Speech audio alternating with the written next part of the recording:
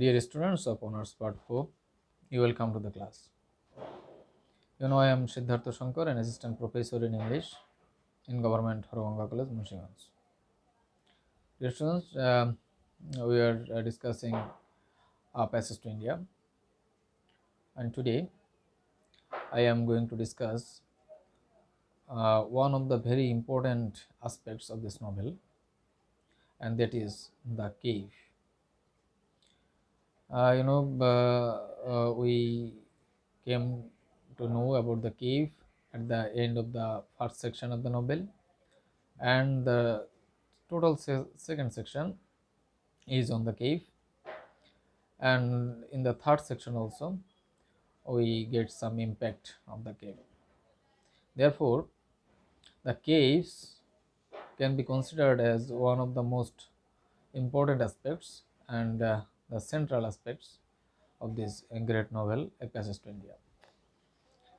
Miss Adela Quested and Mrs. Moore came to India with a view to know the real India. They had another purpose, but one of their agendas of coming to India is to know the real India. And to know that once they visited the Marabar caves, and immediate after the visiting, their desire to discover the India, to their desire to know the real India was enveloped. That means they had no more desire to know the real India. That means uh, the caves, which represents uh, the primitivism or mystery or uncertainty. Is this the real India? Because and Mrs. Moore and Adela found that the real India is not possible to discover. It is almost not discoverable. Not. It is not possible to explore at all. Hence, the real India remains unsolved to the Britishers or the imperialists. And in this novel, Foster is sometimes in the nature of a imperialist, and sometimes he is anti-imperialist. But when we see in the case of these Marabar caves, whose mystery is unsolved, we find Foster as a imperialist. That Dr. Aziz invited Adela, Mrs. Moore, Dr. Fielding to visit the Marabar caves, and this is the place where Aziz hadn't gone before. This is his first visit. He also invited Godbol, but unfortunately Godbol and um, Fielding, they missed the trip, and Dr. Aziz went there accompanied by Adela and Moore, Mrs. Moore, and they had their guide and other persons with them. So after going there, that uh, here after going there, they found that the caves are black, is black, and it is like dome like and pitch black. So it doesn't have any romantic view or beautiful view. The caves or the Marabar hills don't look very beautiful or romantic. Rather, it arouse fears among the visitors. And the cave where they explored was basically the caves represents ancient and inhuman void. And uh, at the beginning they entered into a cave, that is in the cave the sound is like boom, which is very much he is not pleasant at all to the visitors, and it basically creates the uh, sense of fears among the visitors. And you know that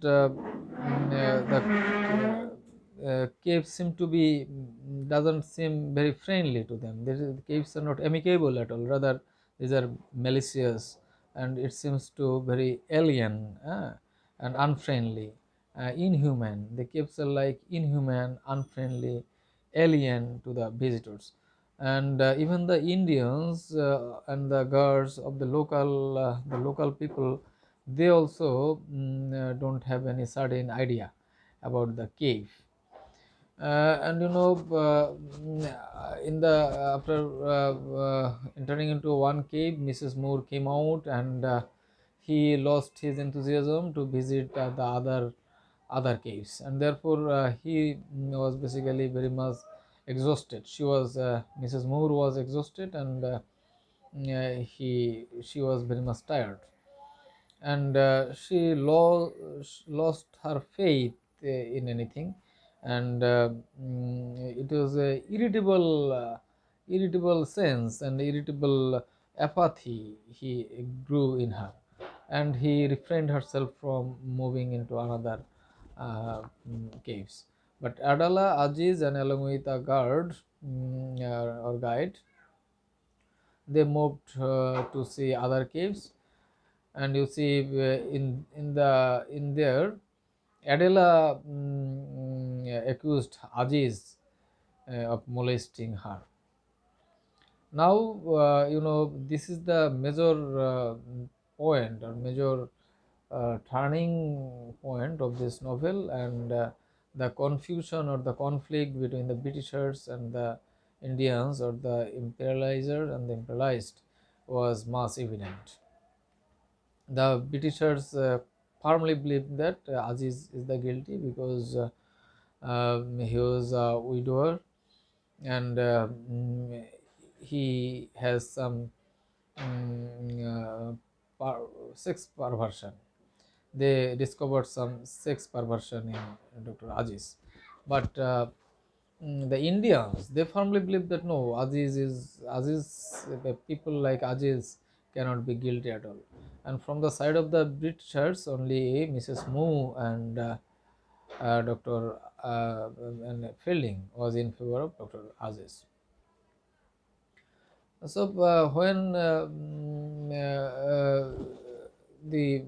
they entered in the cave, that Adela entered in the cave, she was not in the normal sense, not in the normal mood.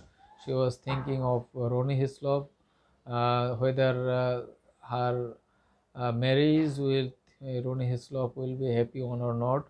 Actually, she was in confusion whether she will marry Ronnie Hislop or not, and such type of confusion they are roaming in her head. And when he entered in the cave, the sound, irritating sound, boom, created a sense of nervousness, and he lost his normal being, and uh, uh, she was in the sense, he was not in the normal sense. Uh, Therefore, he thought that someone wanted to molest her, or someone violate her dignity. Someone wanted to violate her dignity. And this is actually a kind of hallucination, and that is created by the overall environment of the caves, because you know the caves represents primitivism, superstitions, you know, it also ancient ancient savagery, and also inhuman nature. This also this is the so after going there, uh, Adela Quested was not in his normal being, and he suffered from a sense of hallucination, and therefore he brought a accuse against Dr. Aziz of molesting her. And